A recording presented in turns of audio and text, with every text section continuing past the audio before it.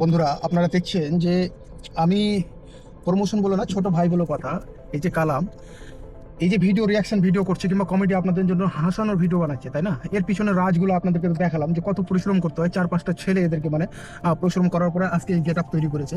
এবার get up করার পরে হয়তো 2 মিনিট 4 মিনিট ম্যাক্সিমাম ভিডিও দেখতে পাচ্ছেন আপনারা, কিন্তু এর পিছনে অনেক খাটতে হয়, অনেক পরিশ্রম থাকে। আপনারা যারা যারা দেখছেন, যারা খিস্তি মারো তারা তো মারছেন, কোনো অসুবিধা নাই, কিন্তু যারা হয়তো মন থেকে সাপোর্ট করতে চান, লাইক শেয়ার করতে চান, তো একটু মন থেকে লাইক শেয়ার করে দেবেন। কেননা যে গ্রামের ছেলে, তো আমাদের এলাকার ছেলে, গ্রামের ছেলে, আজকে হয়তো একদম আমরা সবাই আশেপাশে জালালপুর, ভিন্নগর, হ্যাঁ, চরঙ্গি, আমরা সব এই ছেলেটা যখন একটু ভালো লেভেলে যখন পৌঁছাবে, উঁচু লেভেলে পৌঁছাবে, তখন আপনারা হয়তো গর্ব মনে করে বলবেন যে আমাদের পাড়ার ছেলে, আমাদের এলাকার ছেলে ভাইরাল হয়েছে।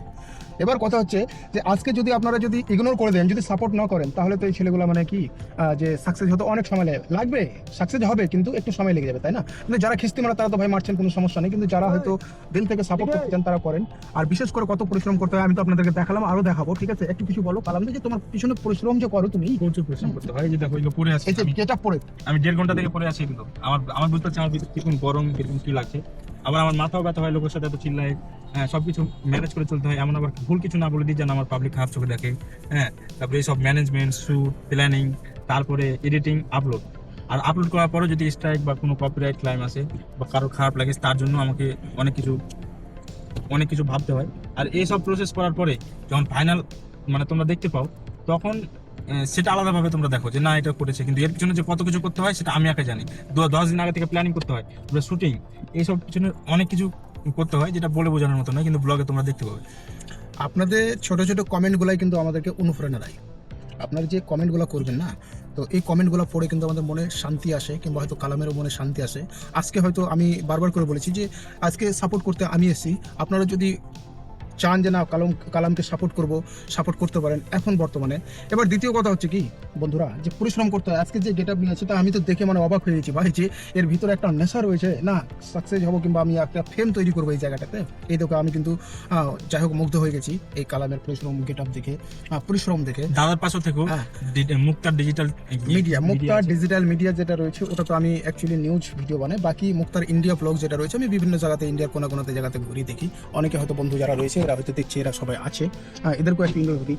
আচ্ছা, এদিকে আসো। আজকে কালামদার সাথে তো কাজ করে মোটামুটি সবাই তো দেখছি ক্লান্ত হয়ে গেছে নাকি? কিভাবে কালামকে সাপোর্ট করছো যে না আমাদের এলাকার ছেলে ভাইরাল হোক, কিংবা এলাকার ছেলে একটু নাম কামাকে, এই বলে না আপনারা টাকা দিয়ে হয়তো টাকা পর্যন্ত পেয়েছেন?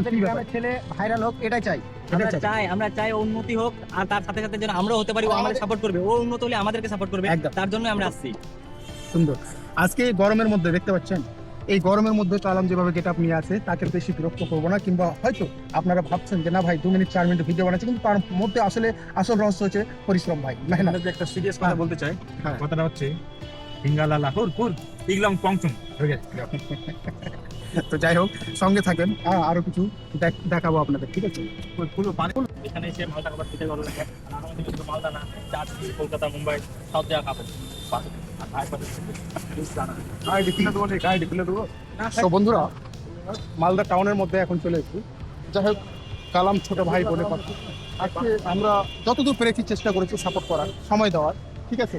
আজকে যেগুলো দেখতে পাচ্ছেন, এই যে সব বডিগার্ড থেকে নিয়ে আমরা সবাই, পুরো টিমটাই কিন্তু আজকে আমরা প্রায় 11টা থেকে নিয়ে 4 ঘন্টা থেকে আমরা ঘুরে কিছু বলো তো আমার আইডিয়ার ব্যাপারে, সাপোর্ট একদম সাহেব আলী দাদাকে একদম ভালো করে হাত মুখ দিয়ে সাপোর্ট।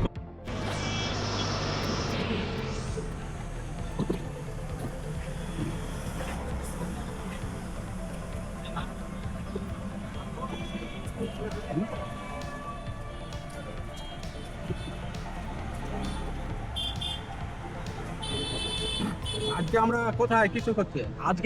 আজকে আমরা এসেছি মালদা কাঁপাতে। আজকে ইগলং পংচুং চলে এসেছে মালদায়। এখন পুরো মালদা কাঁপাবো, তোমরা শুধু দেখতে থাকো আর দাদার পাশে থাকো। আসছি।